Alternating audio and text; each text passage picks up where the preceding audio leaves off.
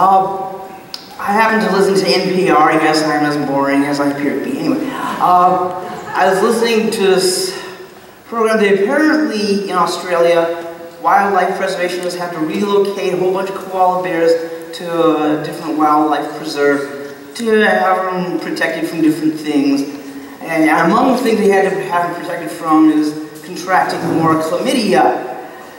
Now, I'm here thinking, well, we all know how chlamydia gets transmitted, and we all know that koala bears usually stay within their own species or phylum.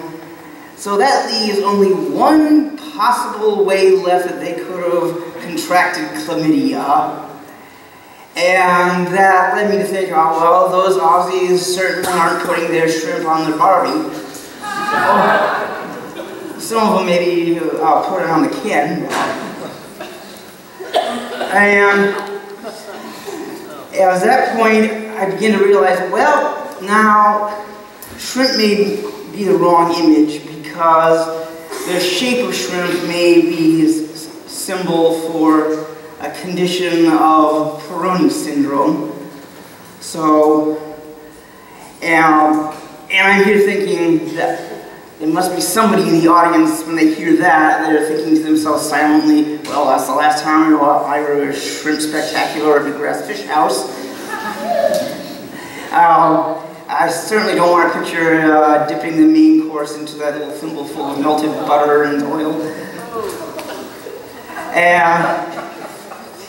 And I wanted to also contemplate the fact that demand for shrimp cocktail just plummeted. And, oh, here's one additional joke I wanted to add to my old sperm bank with bees routine from way back when. The circumcised bee apparently was circumcised twice, and that's why they called him a juju bee. Okay. Switching to a totally unrelated topic, I received some distressing news last week. A doctor diagnosed me with diabetes, and that just let me feel down for a while. It was like there was nothing to be joyful about, you know, until some voice in the back of my head starts saying, "Give that joke to me at the Demented Jokes department." So, it was like, oh really? Alright, fine. I imagine a situation, I'm in a restaurant at a table. Someone else is in the same restaurant at another table next to me. They have a cup of coffee, they put the cream in it, but they can't find the sugar. So they order the sugar, say, oh, you want some sugar? Well look, I'll just stick this IV in my arm and you can just take the excess I don't need in my body and just put it into your cup of coffee there. And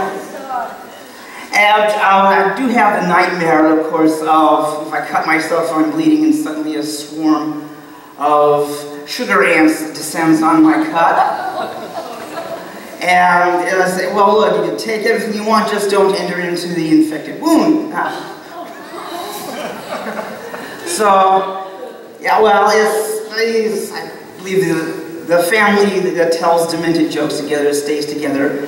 And speaking of demented family jokes, I just wanted to say happy birthday for tomorrow for my dad. He'll be 83, which means he's qualified to have his second bar mitzvah. So, we need those flying monkeys more than ever now at this point. So at this point, I'll just exit stage right and call it an evening. Woo!